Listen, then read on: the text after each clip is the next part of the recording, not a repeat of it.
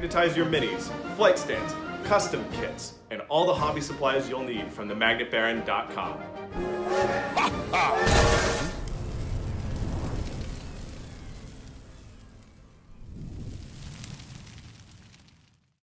Hello and welcome to the YouTube channel for Craftworld, Eldar.com. I'm Brent, and tonight I'm here with a celebrity guest who might actually be the single most renowned player in competitive 40K.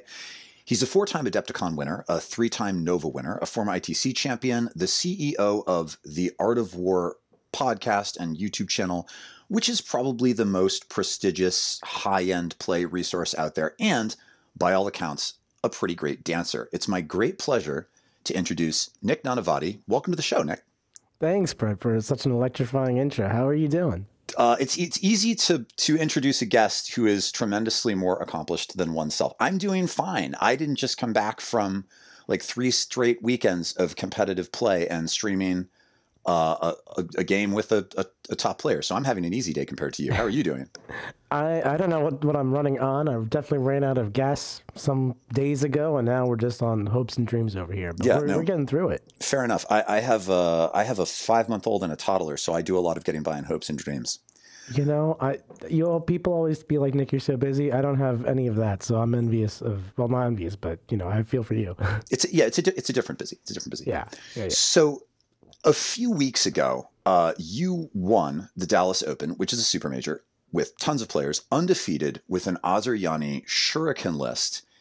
And then over the weekend, just a few days ago, you put in a really solid performance at Motor City with a variant of that roster. And I am super excited to talk to you about both experiences, as well as advice you might have for new players and men's fashion, maybe. There was a lot of comment on that on your streaming game today. But first, I need to ask you about something that Brad Chester said when he was on this channel a couple of months ago.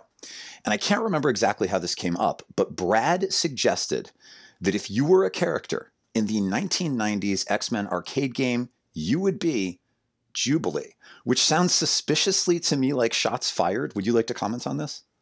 Well, now I have to go look this up because I'm terrible at references. Okay. So really, Nick, showing a lot of, the inner workings of my brain over here. Are you one of these rare 40K players who is not actually also a generalist nerd? Are you Yes, I really am. Oh my goodness, it's so embarrassing. I put all my nerdy V's into 40K. No. I dabbled in Pokemon when I was a kid, and that's as far as we got. I watched Dragon Ball Z. Yeah. Wait, were you cool in middle school? No. Thank God. No. Oh my goodness. No. I was going to have to end the interview right now. That would have been a little much. I can't be that offensive to the fan base. Whew. So you can't, there's no, you're not, it's not fair to ask you to weigh in on the X-Men thing because you're not. Could you then perhaps at least identify for us, if Brad were a Disney princess, which Disney princess would he be and why? Just so there's some equity in this exchange. Yeah, this I got. Brad is like Cinderella. He's very princessy. Ooh, old school. Definitely needs he wants the prince to sweep him off his feet and tie a hair down the rope. He's bald, but it works. Yeah, no, I could see it. Getting by only with the help of supernatural creatures and an endless array of talking animals. Like, he carries a unicorn around with him. Like, what else can I say? I didn't know that that's like my favorite thing about him now. That's great. Oh, yeah, no. Yeah. Like, he has a unicorn. It's named Uni. It's a good luck charm. He literally brings it to every tournament. He didn't bring it to Motor City. He didn't win Motor City. That's what happens. Yeah, that explains the T-shirt too, and his like emoji avatar thing. That's great. It's a unicorn. So before we start chatting about your lists, I want to provide a little additional context for listeners because since generously agreeing to appear on my channel, you have since been a guest on your own show, which I actually didn't know a person could do. You were a guest on your own show. That's awesome. And in that appearance on your own show, you broke down in great detail the list that helped you go 8-0 at Dallas. And so I do want to talk about that list for sure. And the variant from Motor City, we're going to start with that. But rather than go all the way down that rabbit hole and rehash all of it, what I'm going to do is link in the video description for this segment that video on YouTube. I know that everybody who's watching this channel consumes stuff on YouTube. I know you also have a podcast. And if you're not already listening to Art of War, you people out there, it really is just a fabulous resource. So if you want to hear Nick wax lyrical about all of the details of his list, that link will be there. But I want to at least start by talking about the Shuriken lists. Can you give us a sort of general notion of what they are, the fundamentals, and how they play at the table? Yeah, so the whole concept is about taking shuriken cannons and shuriken catapults, anything that has a shuriken cannon, shuriken weapon keyword, and then putting in a Hail of Doom army. So it's a custom Craftworld with Hail of Doom. I coupled mine with Masterful Shots. I'm really satisfied with that choice. Not looking to change it. Other people have their own variations, but I like ignoring cover. I like 6-hit auto wound. And then from there, every list kind of has the same baseline units. Like you're going to run a lot of Dire Avengers. I actually probably run the least out of most of the variations. I have about 18. I've dabbled between 2 units of 9, 3 units of 6, but it's almost go all the way up to 30. You'll see some maybe Guardians because they have Shuriken. You'll definitely see bikes, Wind Riders of some sort, whether it's the Shuriken Cannon or the Catapult or variations and mixes of them. But the idea is you're just taking tons and tons of Shuriken weapons and spamming them in Hail of Doom and ignores cover. It's a real quick breakthrough my list. I've made slight modifications between Dallas and Motor City. My Dallas list is the one we discussed in the podcast, so I'll just go through that. That was, I think it was a patrol and an outrider. It had 3 Farseers, one of which was a Skyrunner. He had the Relic Mortal Wound Pistol combo with the Warlord trait. If you don't know what I'm talking about, please do check out that podcast. Thanks for linking it below, Brent. Yeah, my pleasure. Yeah, of course. We got Baharath in there, MVP. Unit of 5 Banshees with the Piercing Strikes and the Mirror Swords. I think I ran 2 units of 9 Avengers back at that one. Unit of 5 Rangers with the Wire Weave Net. Unit of 10 Guardians. 2 Solo Vipers with Shuriken Cannons. 2 units of 3 Wind Riders with Shuriken Catapults. Big chunky unit of 9 Shuriken Cannon Wind Riders. Big unit of 9 Swooping Hawks are my only unit that doesn't really make use of the Shuriken rule. And I think I had 2 Solo Warwalkers and a Webway Gate. Nice. And just to be thorough, the new variation that I took to Motor City basically swapped one Warwalker out for another unit of Rangers. This allowed it to turn into a battalion. And then with my extra HQ slot, I put in Commanders over... Oh, there was a Wraith Lord. I forgot about him. Yes. The Wraith Lord got cut and turned into Commanders. Yeah. Yeah, I know. It's... I was excited to see the Striking Scorpion Phoenix Lord jump in there and make an appearance. I think... now, you mentioned you like Masterful Shots as your second trait for the Shuriken list. Is that because you're leaning into those Shuriken cannons in a big way, and with the relatively limited AP, they need that little bump in order to do the work? Yeah, especially there's specific matchups that helps you in a lot, like Thousand Suns with their all is dust and 1-up saves and cover. Right. It can be very challenging digging them out. So it's really nice there. It's good against armor contempt pretty much across the board. Sure. And even against Tyranids, like for your Shuriken cannons, they're wounding like Raveners and Warriors and things like that on 3s. Right. 4s if it's like the transhuman variation. So you're going to get a lot of AP1 wounds into them, and you want to make sure they're not taking their best saves possible. It seems like one of the big advantages to the Shuriken list is the degree to which you can run the same units and have pretty much everything in the list be effective against all comers if you just have Doom, right? Can you talk a little bit about how that works, how you make your small arms effective against hard targets? Yeah, so honestly, I don't even use Doom that much, but Doom certainly is a great tool. Doom is reroll wounds against a target unit for anything that's core. Most of my army is core. But all of my random small weapons, like Dire Avengers, Guardians, people ask me all the time, like, what is your anti-tank? I'm like, I don't go out of my way for it. I just have it. Right. And it's because at a baseline Shuriken cannons, Shuriken everything is AP1. Yeah. On Dire Avengers, it's AP2. So, if you're just shooting tanks and you're wounding on 5s with a high volume of shots, make them take a bunch of saves at AP1. It'll hurt. It'll add up. Yeah, for sure. Then on 6s to wound, and also 6s to hit because I Hail of Doom, you can automatically wound. So you skip that step. 6s to hit are awesome. Actually makes Guide very powerful in this army. Sure. Yeah, with Hail of Doom, it's like crazy. When you roll 6 to hit, it counts as a 6 to wound. So you'll actually be bonus to your AP for being a Shuriken. So you end up rolling like 20 dice from 10 Guardians. And you get like 3 6s, 3 5s, 3 4s, 3 3s, 3 2s, 3 1s, and a couple other dice. That would be average. So you already have 3 AP3 wounds through. You have like 10 other hits. And then you roll those 10 hits, and you get like 2 more 6s to wound. So you have 5 AP3 wounds, and you make them take like 2 3 other AP1 saves. And that's 6 damage to a vehicle right there. So that's just a unit of Guardians with no buffs whatsoever. Really good. It's really good. And then if the buffs are there, it's even better. One of the things you talked about on the channel, on your channel, is why you decided to include so many cheap vehicles, the Vipers and the Warwalkers, and in particular, with particular emphasis on trading and baiting. Can you talk about that a little bit? Well, this is really what separates my list from the more classic versions of Hail of Doom and Masterful Shots armies. The list started with just maximum math, because if you're building this kind of list, it's going to start there. You're, 30 Dire Avengers and 27 bikes, and let me just take every cannon and catapult I can and maximum damage. And the problem you run into is when you're not actually good at playing the mission. You're really good at killing your opponent, but you're not good at scoring points yet. Yeah. And you're really bad at killing your opponent if he's standing behind walls. So any objectives that they can hide behind line of sight and hold don't really have any sort of answer to that. So I played the list and played the list and played the list, and I found I needed to build in my ability to go get Stranglehold or go contest objectives without committing real resources. So I had to cut back from running maximum large size units and start taking small ones to go do small jobs. Right. And then I also needed to build in a lot of combat and psychic powers and other ways to creatively deal with line of sight blocking terrain, because just taking more guns that can't see you doesn't help. Yeah. Yeah, so the Banshees obviously help with that a bit. So what about the trading and baiting? So that is more, I guess the idea you're kind of talking about is like just getting yourself into trade wars and winning them. So in competitive 40K, a lot of the time, you get yourself into what I like to call a trade war, whereas if I have a super high damage output, which I have brought, that's what this army is, your likely response to it is to hide behind terrain. Well, my army, if I have to come out and try to dig you out of the terrain, I'm made of tissue paper. I've got jet bikes and Dire Avengers that are toughness 3. I can't take the hits of trying to dig you out. It's never going to work. I can't go hold the midfield and just take your army counter-striking me. So what I need to do is go out there and throw the Viper out, or throw 5 Rangers out, or the Warwalker. Get my Stranglehold, something like that. And I'll take Stranglehold almost every game, regardless of opponent, because that means I'm also playing the primary. Right.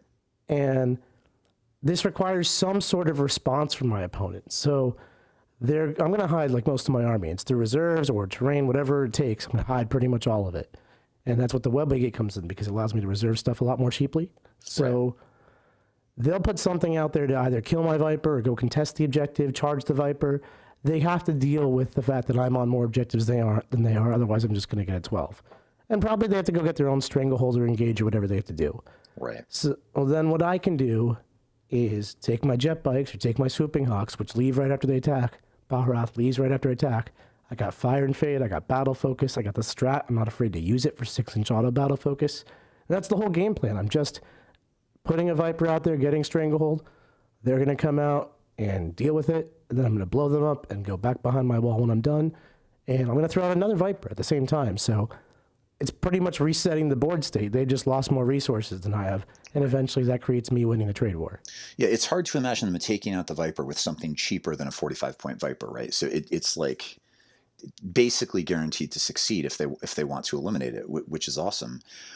You mentioned the Webway Gate just now. I think for many people that was like a controversial include in your list. Can you talk a little bit about how that worked for you? So it's there. It has 2 jobs in my list. One of them is very unreliable at, and I think that's what a lot of people are like, I don't know about the Webway Gate. That job is to basically deliver combat troops to the middle of the board is the traditional usage. Like Banshees busting out of the Webway Gate, showing up close to the 9 inches and killing everybody. I don't think I've ever even attempted to make that move. I'm happy to just deploy my Banshees and advance them around the table. They're really fast. What I do use it for is to, in an ideal sense, put it as close to an enemy objective, ideally one that they would be able to hold on their side safely behind a wall, because that's an objective that I'm never really going to be able to shoot at, the units that are holding it, but I could just deploy 10 Guardians right on top of it. And it's not even like it has to deploy right on top of the objective to really pull this off. You just have to be able to launch a charge out of your Webway Gate or out of strategic reserves with a Fate die. It's pretty easy. Hit a charge, and then swing your unit with piles and consolidates, like very careful minutia placing, so that you end up with more models on the objective and contest it. It's actually not that hard. Right. But even in games where I can't place the Webway Gate, like in the middle of the board anywhere, because I refuse to like put them ass to ass or anything. Good man. Play it yes, the thank box you. Works. Thank you. Yeah. No, I've like nothing against people who do that, but I'm not going to be that guy. It feels so bad. It feels so bad. Yeah. So I often find probably about half my games, it ends up back in my own deployment zone or something. And at that point, it's like, do I even want this thing? But it does actually really help because it lets me have the number of CP it takes to reserve units and round down. So I can get up to 29 power level for one command point. And with that, it really lets me put like 3 units of Avengers in reserve. I'll put the Guardians in reserve, this in reserve, that in reserve.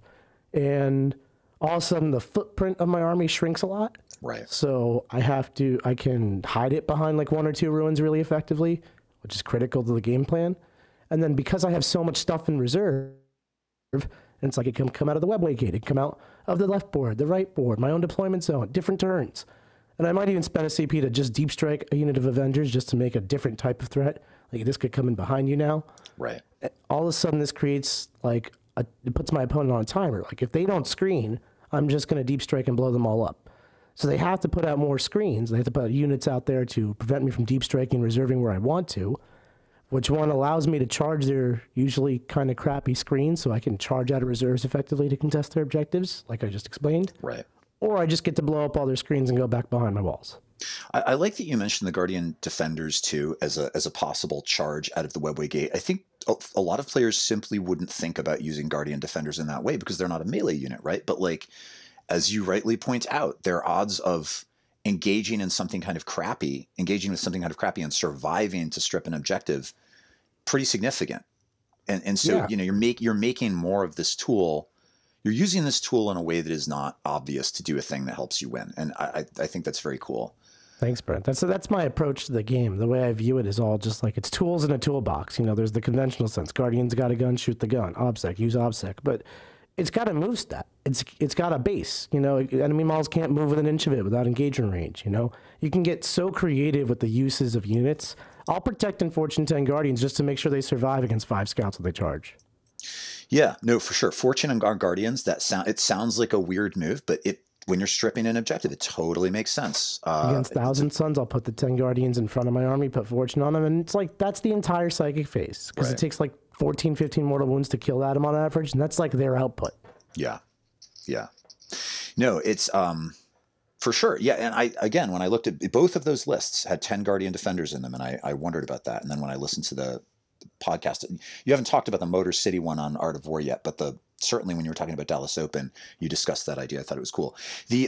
Have you played around at all with the objective and the codex that utilizes the webway gate, the secondary objective? I did. So I didn't take it at all in the Dallas Open, but I did try it out in a practice game, which you can catch in the War Room. I was played against.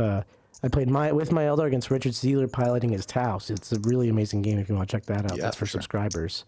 But in that game, I did take the Hidden Path secondary, and I actually took it in the Motor City Mayhem tournament. So it's not like a go-to, but the part of the list is being a toolbox, so I can change my secondaries based on my opponent as effectively as possible. In another game, I even took Wrath of Cain. Oh, nice. Wow. Yeah, okay. it made sense. That's a marginal pick. So what makes you want to select that? If you are running the webway gate, what makes you want to select that secondary? What sort of matchup? The first thing you have to realize is in the webway gate version of Hidden Path, you got to put it 6 inches outside of your deployment zone. So there's only so many deployment zones where I'm going to put it, where I can even put it 6 inches outside of my zone and 12 inches away from my opponent's zone, and more than 3 inches away from terrain. It's like, where can it actually go? Yeah. So we're really looking at like the Data Scry salvage style deployment or something like that. Right. Where I can put it just outside of my deployment zone, the top left corner. So it's pretty far out of the way. No, for sure. When I did my Codex review, I was super skeptical about that secondary for that reason. But it sounds like if you keep it in mind, if you are running the webway gate and you keep it in mind as an option, there are going to be matchups that make sense. Well, so what it was exactly that. It was Data Scry Salvage and it's playing against Splitting Horrors. You have like a 500 points of summoning in a 30-man pink horror unit with Bellicor. For sure. So my go-to of Stranglehold, I didn't feel good about that at all. I was like, this is going to be horrors on every objective for half the game. Right. And then I was thinking, I don't want to engage against this army because I'm never going to get to his back quarter. It was being that it's a quarters game. So I was like, that's a kind of lame pick. And behind enemy lines, that's even worse than engage. So when I was looking at Battlefield Supremacy, I came across Hidden Path, and I was like, you know what? Now is the time. Right. Yep. Yeah, no, that's great. And that sort of flexibility, right? Game time flexibility, I think, is big. And that's a a topic I think we'll get to a little bit later, but I definitely, one of my Patreons wanted me to ask you a question about the Webway Gate that I don't want to forget. And that is, it has no Craftworld keyword, right? So according to rules as written, it ought to invalidate Strands of Fate. But my understanding is that most tournament organizers are just not enforcing this simply because it's widely understood to be an error. And it just seems bizarre that our only fortification would strip our most important faction bonus. Is this something that you discussed with TOs ahead of time, or is it just kind of universally understood in top tournament play that nobody is going to enforce that? I'm going to be so honest with you and say that this is the first I'm even hearing of that. It's a thing. I checked it with the Goonhammer guys before asking you about it because I wanted to be positive, and their response was, yeah, rules is written, but literally no one is playing it that way. I mean, that's being that I've now been to 2 tournaments, and no, I have not asked permission because I didn't know I needed to ask. Yeah, I would say it's pretty universally accepted. You just get to use your Strands of Fate. Yeah. There is a bit of rules and intent. Sounds like some of the people in your Patreon may not have gone to big tournaments or anything. Largely speaking, we play the game as the rules are written because that's what we go by. But sure. There is a subjectivity to it. That's basically the tournament organizers or the judge. Sometimes there's gray areas in 40K, or sometimes, Games Workshop might forget to write a word properly. And, yeah. You can use some common sense to make a judgment call, and that's really what that's there for. Right, for sure. I mean, I think people were using the Phoenix Lords before the, FAQ made it clear that you can, in fact, have Phoenix Lords and still have Strands of Fate. And I think to some degree, maybe the Webway Gate goes in the same basket. It'd be nice if they FAQ'd it. For those of you who are maybe not long-term Eldar players, back in, I think it was 5th edition, maybe 6th edition, you would drew line of sight from models' eyeballs to whatever part of the other model. Yeah. So, get down and bend from their eyes.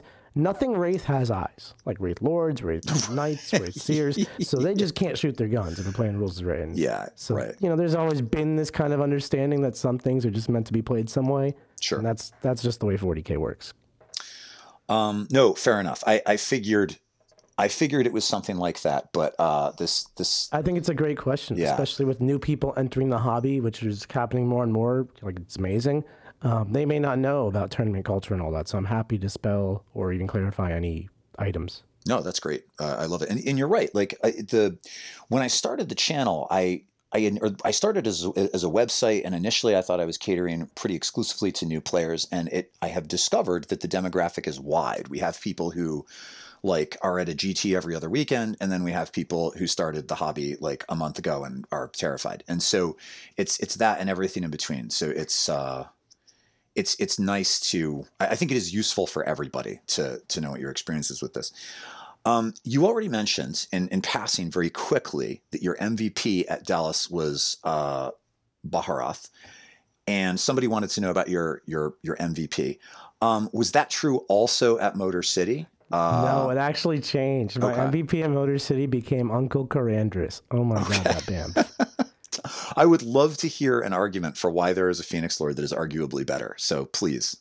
So it's not that he's better, but it's that he was awesome in so many unique ways that only he could do. Right. So in a lot of games, I find the problem if I get stuck with first turn. I do want to phrase it stuck with first turn, because if I can't see anything, I can't do much with first turn. The best thing I can do is position and maybe blow a lot of command points for Eldritch Storm. Sure.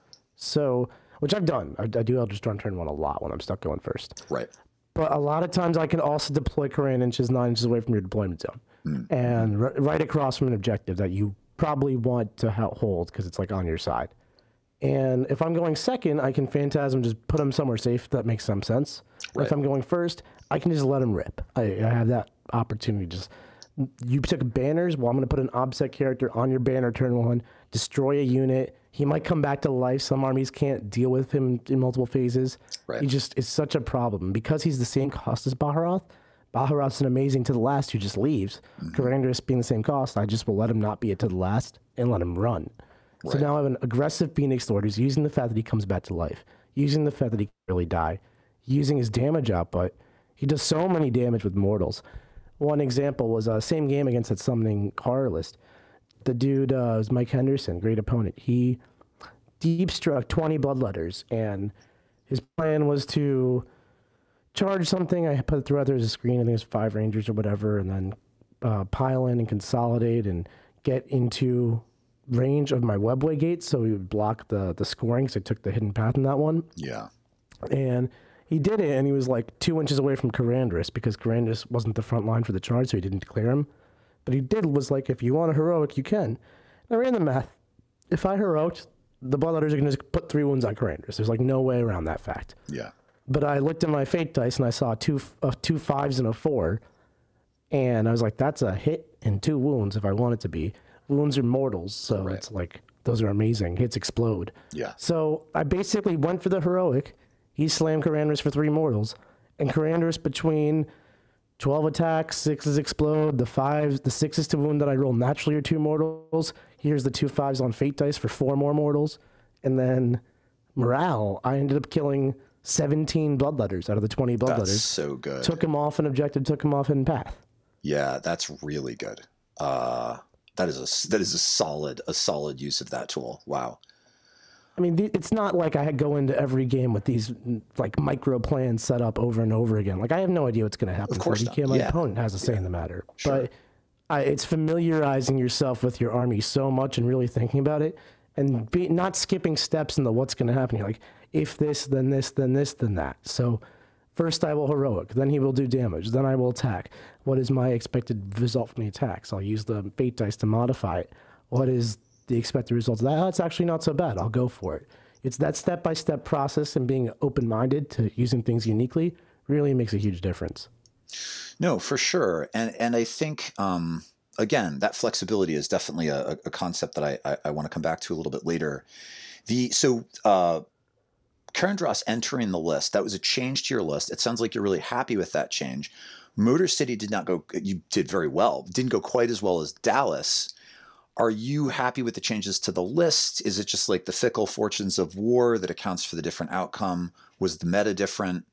Yeah, I don't want to blame dice. I definitely, things could have gone better for me, but like I lost 1 game by 4 points, and unfortunately that knocked me from out of the running into 9th or 10th place. So that's the break sometimes. Yeah, no, for sure. I lost to a guy it was Joel Nelson. We're actually looking to get him on our Art of War podcast. He soloed Assassinated our entire team. He went through Jack first. Oh, wow.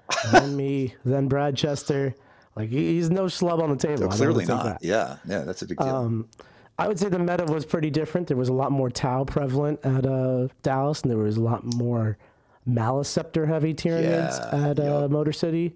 Now, I was ready for Maliceptors, but Joel brought a 3rd along with Harpies. He played very well. Went first on Tide of Conviction. So, yeah, sometimes it's 40K. Sometimes you do lose. That's part of the game. Yeah, no, yeah.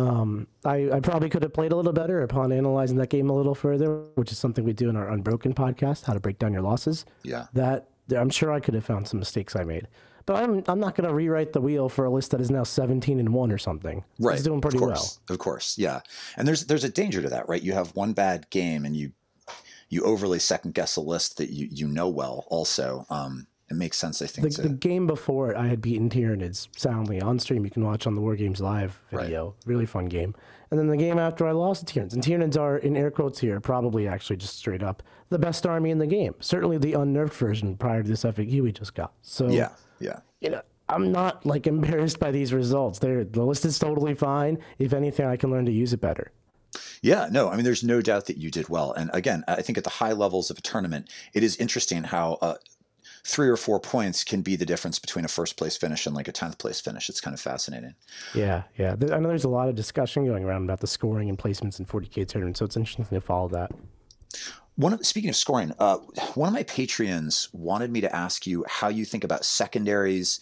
He said that watching The Art of War, it sometimes seems like top players prioritize killing over scoring, which is not something I've taken away from watching Art of War, but that was his sense of it, and he specifically wanted you to talk about To the Last, which he sees a lot of top players using effectively, but has had difficulty with in his own games.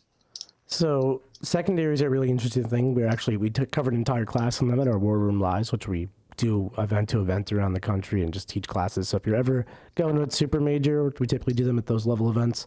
Definitely check them out. Nice. We teach them. But to answer your question, secondaries, I think, are an extension of what your army's identity is. So let me unpack that. When you're writing an army list for 40K, you're like, I want to play my Space Wolves. What do your Space Wolves want to do? You want to put it into terms in English. So my Space Wolves want to go run around the table and punch stuff in close combat, rip them apart with their wolf stuff. Okay, that's a perfectly fine way to describe it, not in 40K terms. Yeah. So then, to put that into 40K terms, just a little bit, we're building a close combat army. So what does a close combat army need to do? It needs to be able to do board control, it needs to be able to control objectives by throwing close combat missiles at their opponent, it needs to be able to score certain secondaries. And then you build your secondary plan with respect to the fact that your army isn't going to be necessarily shooting people off the table. You build your list, you see what your most expensive units are. Could you make it something like 3 characters that are going to be hard to get to? Or is it going to just be 3 units of 10 Wolfguard that with Vanguard, Lightning Claws, and Jump Packs? Because those are maybe going to suicide themselves around. So you choose secondaries that make sense with what your army and how it plays on the table. So there's some lists that are totally designed to just kill your opponent. Right. Not most of them at the top tables, but some of them are. And they'll pick secondaries that are designed around killing. Yeah. And then there's some armies, like my Eldar army, for example, which are designed around, like, basically just playing the game independently of your opponent, is how I described it in the Art of War podcast. Sure. So I have secondaries, like, to the last built in, Baharas, Swooping Hawks, Jet Bikes. It's super hard to ever interact with if I'm firing, fading, and battle focusing and measuring properly. Then I have the ability to stranglehold every turn with my Trade War strategy. And I have Psychic Ritual built in, because I'll just throw the Farseer out there, cast Psychic Ritual, and quicken his ass right back. Right. And if I do all that, I'm set to score 42 points before my opponent has lifted a finger, or regardless of who my opponent is. Right. Yeah, I think in the last 2 editions in particular, that's kind of how Craftworlds have played, and more effectively in 9th than in 8th, but they play the game. And I wonder maybe if this Patreon was just listening to Art of War players talking about a different kind of, just a different sub-faction, or different faction that plays the game differently. There is no, this is the 1, 2, 3 secondary plan all the time. Sure. There is basically, you have your army, what it's capable of, and you try to build as many strengths within that secondary as you can. Yeah, so in terms of, like, when you focus on scoring the secondaries, I think one of the things that I just personally find most impressive about your play style is your restraint. That is how effective you are at knowing when to simply not do anything, like score some secondary objectives and basically pass your turn. Can you talk a little bit about the mental flow chart that helps you determine when it is appropriate for your army just to keep its head down? Yeah, this is something I've developed over years. I'm definitely kind of making a name for myself with that as, like, my player style. But it's come from the fact that I follow game theory pretty heavily in my games, and I basically like to always know that I'm winning. That I like to be up. I like to have a plan that I'm up. I don't love that when I'm losing. I get real scrappy and go off script when I'm losing, which is fine. You know, I know how to do that through experience. But I love feeling in control. So what that means is basically, if I know I just have to keep getting strangled every turn, keep doing Psychic Ritual every turn, and don't die, and I'll get to the last. I'm good on these 2 objectives that I'm holding. I don't have to kill a single model in your army. I am just going to win the game. Right. So it's only, the onus is on you to beat me. I'm already beating you before we even start. So I like to basically map that out, which you can actually do. We teach you how to do that in those Warhammer Live videos and a little bit in our strategy sessions in the Warhammer. We try to map that out. Like turn 1, if the natural ebb and flow of the game is XYZ, he sits over here, I sit over there. I'm going to win because I got these secondaries and he's got those secondaries. Right. Oh, he's taking engage in all fronts, or he's taking deploy teleport homers. That forces him to come to me to score those points, come to my side of the board. So I don't have to do anything besides block that. Or it's like my opponent takes something like banners. If I take something like banners. If I take something like banners, it forces my opponent to come knock down my banners. Otherwise, I'm going to score all those points. So it's through knowing the relationship between your points and your opponent's points, who has to do what. That's your roadmap to how to play the game. Yeah, no, that's obvious. And obviously there's a lot to that. It requires a lot of player knowledge and a lot of clear thinking in the moment. But that totally makes sense. It seems to me, and knowing right when to deviate, like it seems to me that maybe what distinguishes top tournament players from the rest of us is that flexibility to avoid play errors when things are not going according to plan or according to statistical averages. In fact, I actually love how often players on the Art of War have to look up rules during games, because clearly then what makes a top player isn't encyclopedic knowledge of every rule. It's the ability to cultivate some sort of mental flexibility where you're following the points and you know when it's appropriate to go off script. Can you talk a little bit about how to prepare for that kind of play rather than maybe just like a one-off competitive game at your local store with people you know.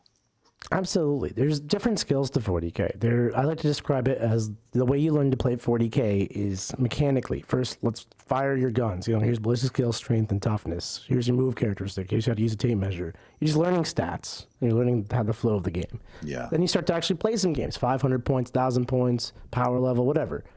And you start to see how units interact with each other. You do this enough times, you might even start getting good at micro 40K. You might learn how to try point something. You might move block something accidentally and learn the move blocking tactic. And you'll learn small little tips and tricks. And there's thousands of these little tricks. Like, Lord knows I don't know them all. So basically, we teach these as well in the war room. Of course, the micro strategy. Yeah. But doing a lot of micro 40K, just playing games of 40K, using your units to the best of their individual capabilities a little bit together, is half the game. The other half of the game is the strategy concept of the game, which is really what we focus on in our War Room lives, in our strategy sessions in the War Room.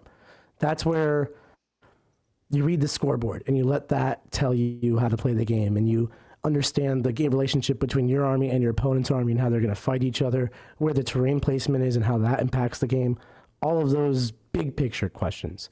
So think of the big picture macro strategy as your roadmap of the strategic things you have to do to actually win the game, your win conditions, and then all of the numerous little tactical scenarios you've developed over the years or however long you've been playing. You just have like a repository of little tactical tricks you can pull out of. And the bigger and deeper that gets to practice, the more better you are at being able to flow off script from whatever your strategy is and do it effectively, not make small little tactical errors, because you're not going in a totally unknown situation. You're just using the move block tactic in this move instead of in that move. Nick, it sounds suspiciously like you're suggesting that there is no like quick way to master this, that you actually have to play a lot of 40K. I mean, there's definitely shortcuts, but like there's no mastery of any sport or game or anything without some time, you know? No, for sure. Yeah, that's a completely fair answer. As much as I would love to like selfishly indulge my desire to ask you exclusively my own questions, I want to be sure that I get the ones from my Patreon. So somebody specifically asked whether you think there's anything to be said for a vehicle-heavy list. Now, obviously, the lists that you've run recently are vehicle-heavy, but we're talking about those cheap vehicles like the Walkers and the Vipers. I think this Patreon was particularly interested in stuff like fire prisms. Do those have a place in the meta right now? I like fire prisms and Ultiway. I think Ultiway do a lot for them because you get better fate dice, more fate dice, and better selection of fate dice. So you get access to more hits and wounds, which really pump up the supercharged cannon that you're trying to do with the strat. Right. You also have a free reroll to wounds, so you don't have to spend a CP rerolling a 2-up because it feels bad. Yeah. So that's really nice. Also, it also gives them a 6-up invul, so you can use fate dice to keep them alive longer against those heavy weapons. In general, I think people are really, on the competitive scale getting ready for Tyranid Monster Mash. Right. And, to fight triple Maliceptors and double Harpies and a Hive Tyrant, that's a lot of beef they need to kill, so people are gearing up with the multi-meltas and the anti-tank, and then your 2 Rinkadink Fire Prisms and a Wave Serpent are not going to hold up. Right. So I think the vehicles are all good, they're fine for the most part, but it's not, like, with respect to the meta, they kind of fall to the wayside because Tyranids do it better. Yeah, right, and there's a lot of points bound up in 2 Fire Prisms. It seems like maybe with the right other stuff in the list, do you think there might be a build there, but perhaps not in like an exclusively vehicle build? You can build it. I don't even think it's bad. I think in the different environment it is good. But because all of your likely opponents will have theoretically planned to fight Tyranids, they're going to chock their armies full of multi-meltas and las cannons or whatever have you. And your now vehicle-heavy Eldar army will be really sad about your opponent's Space Marines being full of multi-meltas. Yeah, you can only burn out your vectored engines and blow 2 CP on Fire and Fade so many times, and then you just can't keep them alive. Right. Yeah. Like, yes, I understand the theory to keeping vehicles alive in Eldar, but there's a practicality about it too. Also, how many vehicle hulls can you hide? Yeah, it's true. And then you want those resources for other things too, right? So no, I that what you're saying makes a lot of sense. Nevertheless, like, do you think that there is there has to be one, right? A most undervalued unit in the Codex right now, or something that maybe isn't seeing much competitive play, but has real potential going forward just because no one's talking about it yet? Uncle Garandris, where has he been? No, that's fair. Yeah, that's fair. Yeah, he's seen a lot of play in like semi-competitive games. But yeah, I think your list is one of the only ones it's taken him to the top. No, that's a really good point. I think there's a lot of units in Eldar that are very good, and I think a lot of it is underappreciated and underexplored because we've only had the codex for a few months right now. It's true. It's a super deep codex, and that's like some of those the first builds that we've seen. They're just so sexy. Like, how can you not want to do the Shuriken build? It's right there. I answered a super chat today during our stream game, and someone asked me if they nerf the Hail of Doom Masterful Shots combo, what would I do to my army? Would I just be sad about it? And I was like, no, I kind of want them to, so I can move on to the next thing with Eldar because there's so much to explore in this codex. Yeah. Yeah, actually, it was another question. That was another question somebody proposed is like, Hail of Doom gets triple nerf tomorrow. What do you do? Is there a particular mainstream Craftworld that you might gravitate towards if that were to happen, or a different custom combo? I actually really like Bealtan. I think Iandin is underrated. I think Althway is very good. There's probably a different custom combo trait I would look at. There's a few good ones I've seen before. It really depends. I can't imagine a world where they come out tomorrow and just nerf Eldar without nerfing Tyranids. A lot of my choices right now are kind of dictated because of the fact that I have to be able to fight Tyranids. So if Eldar change and Tyranids don't, that'll be one thing. But in a world where they release a second balance data sheet or a second points update or something, and Eldar changes and Tyranids change, it's a whole new world all of a sudden. So I'd have to relook at it with a fresh set of eyes. Yeah, I like the thing you said about Iandin. When the Codex first dropped, I really thought that there might be that was going to be like a sleeper thing. And my concern is that now that Armor of Contempt is out and better, and people are going to have to tech to beat Armor of Contempt, I feel like by teching to beat Armor of Contempt, you will by definition have tech to beat Iandin too. You hit the nail on the head. Yeah, I was actually high up on Iandin, and I was thinking about doing that instead of the Tale of Doom Ignores Cover combo. Right. And then because Armor of Contempt came out, it really sold me on the fact that I can't really get away with Iandin. People will be teching against Space Marines, and Iandin will suffer, much like people's or Fire Prisons and Serpents will suffer against people teching for Tyranids. If Eldar do get FAQ nerfed at some point, I hope that Iandin gets unnerfed. I hope they just get Armor of Contempt. It seems that would be reasonable in the current landscape rather than their like watered down version of it. Yeah, they deserve something. But Iandin always ends up being one of the bad ones, and pour one out for you Iandin folks. It's just the way the world works. I don't know. Yeah, no, fair enough. Several of my Patreons wanted to know what drew you to Craftworlds to begin with as a faction, and whether you have favorite units on the table or in the lore that like have nothing to do with how optimally they might play, but you just like the unit. I really like Dire Avengers. I think they're pretty cool. I think it's really cool that I get to use them. Same with Banshees. They're one of my favorite Fiend Aspect Warriors, and I'm glad they're actually good for the first time ever. Yeah. As a faction, I love their play style. Movement and cool, clean jankiness is like my favorite thing about the game. Unique plays, cool combos, just creatively using your units. They do that, in my opinion, the best out of like any faction in the game at this moment. Oh, yeah, I agree. I love that about them. Also, you gotta just love the scrub brush on the Dire Avenger helmet. Like, I do. They got that like so great ancient Roman feel. Yes. Yeah. So I had a really quirky question from a Patreon. This is actually my favorite Patreon question for this interview. And this person wanted both of us to answer this. It was, could each of us recall our very first Craftworlds list when we very first got into 40K, and do we think that list would have a prayer on the table today? I actually sort of remember my first Craftworld list. It was back in like 4th edition. Yeah. I definitely had Dire Avengers because I thought they were cool. I don't know. I don't remember what else it had. I really don't, but I know it had Dire Avengers, and I think it was just trying to like spam star cannons and be mathy, and it was like bad at it because I didn't know how to write a list well. Yeah. No, I don't think it would hold up a candle to anything that I come up with now. Yeah, no, I was thinking about this. I caught I was like a kid, but I caught the very tail end of 2nd. And I remember I had like I wouldn't buy 2 of anything. So I had like a Dreadnought with a single D cannon. And I was thinking about this, and I ran the math, and I worked out that like a 2,000 point, like late 2nd or early 3rd ed list is like a 900 point list now. So there's the other thing. Like your 2,000 point list from back in the day wouldn't have a prayer, in part just because like there are more models on the table. For sure.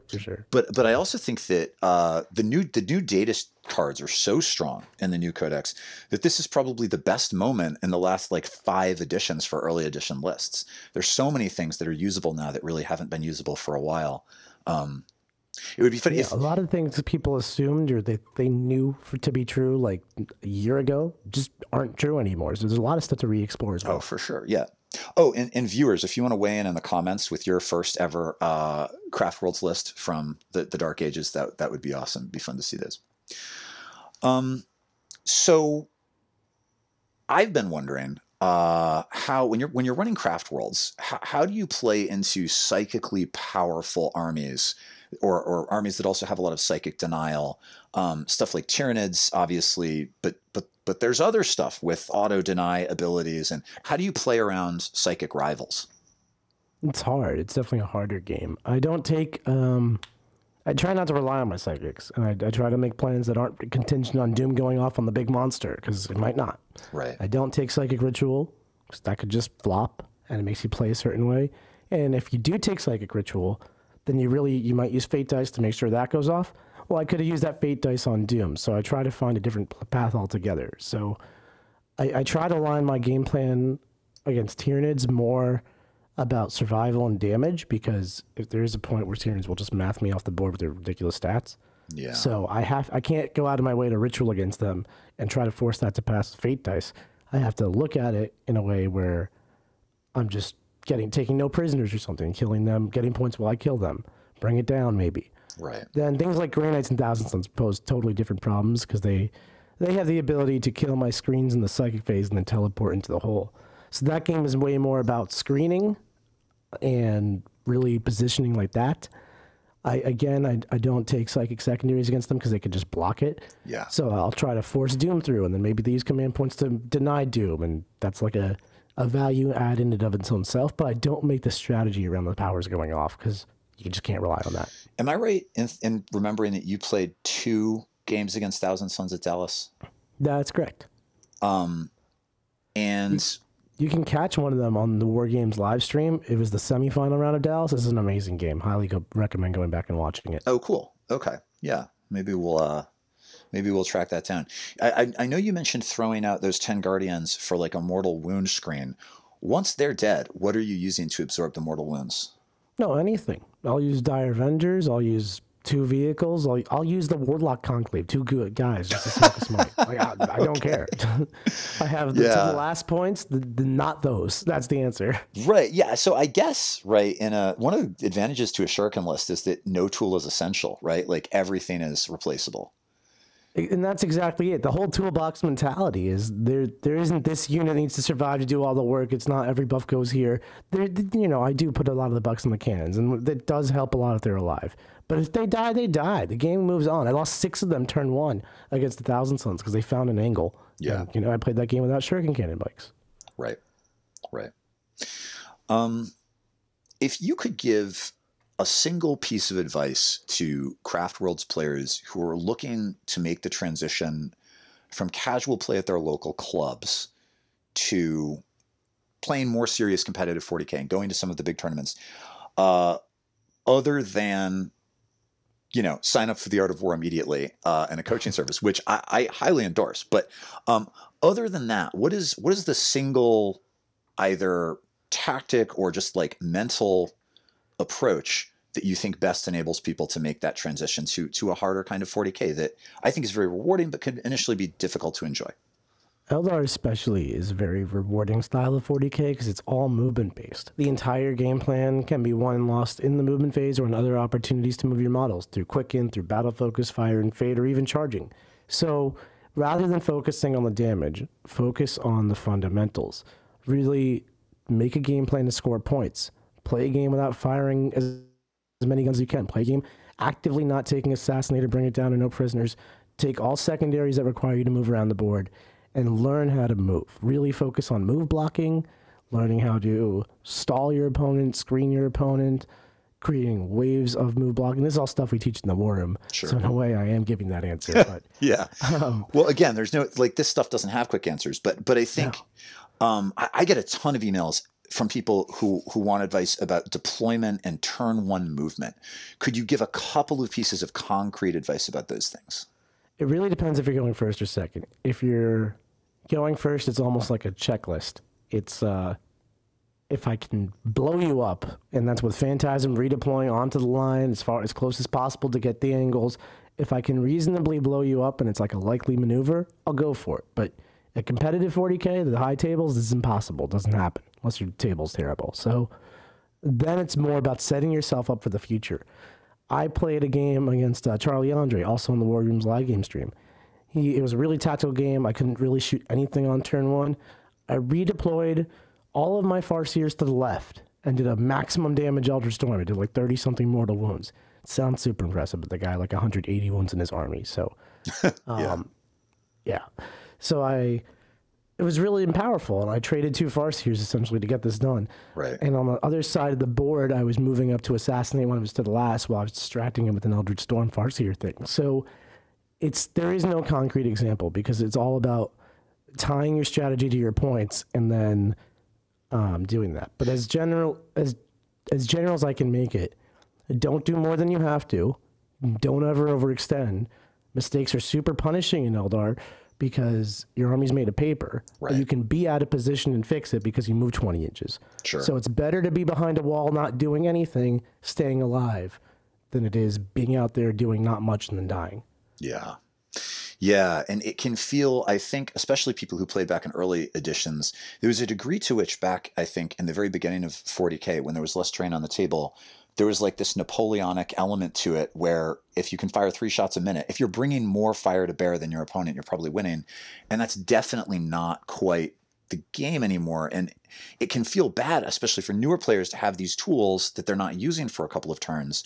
But again, that restraint, which, you said you've built a reputation for using, is obviously so important. And you just mentioned the Farseer Phantasm turn 1 combo, and I think some of my listeners may actually not be familiar with that. Can you just explain how that works? Oh, yeah. So Phantasm is just redeploying 3 units, and you could use that for just about anything. It could be jet bikes to the line to shoot something. It could be Commanders back from the 9 inches away spot to go back into some reasonable, not going to get killed turn 1 unit spot. One thing I do occasionally, like I think I've done it once in a tournament, like once in a practice game, is my opponent's whole army has been hiding behind walls because once again, everybody hides from me. Not that scary. Yeah. And a mechanism of coping for that is by redeploying all my Farseers directly across from their giant wall. And usually if their whole army's behind one piece of terrain that's huge, they'll all be bunched up together, which is always the case.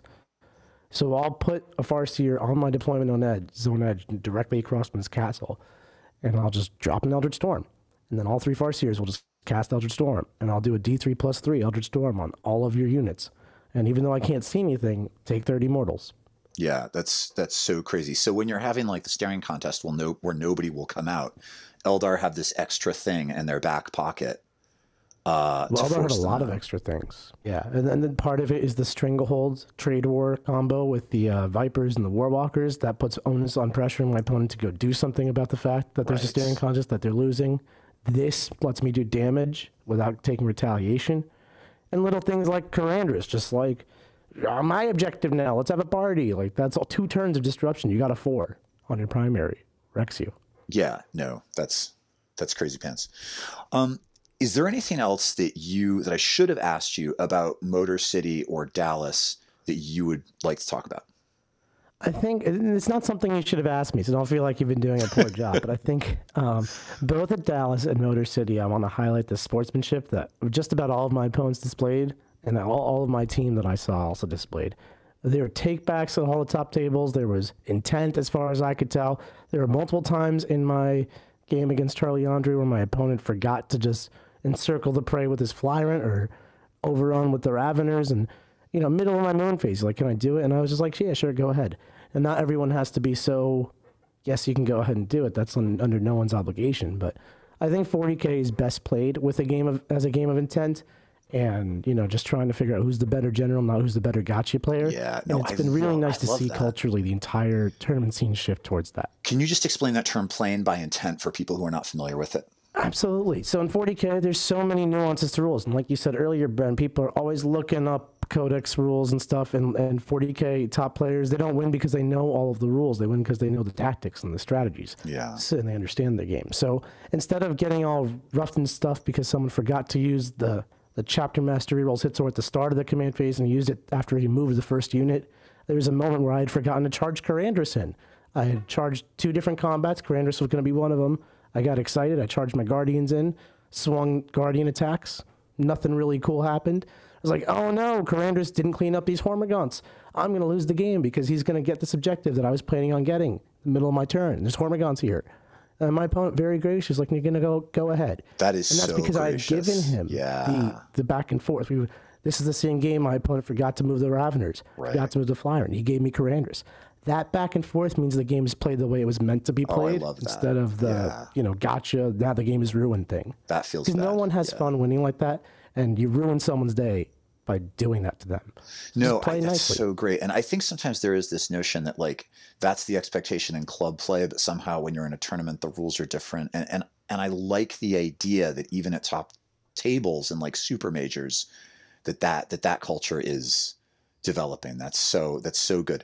I know that 40K. You can watch that whole game on stream, just to this is on stream in a tournament. You can see it. Just to see that moment. Just to watch those moments. They're real. I love that. I've got a friend who plays Age of Sigmar at a really high level, and he was always complaining that he feels like the Age of Sigmar scene, one of the reasons he's attracted to it is that it's friendlier at the higher levels than 40K. And I kind of hope that maybe that's changing. And it sounds like, from your experience at least, maybe it is.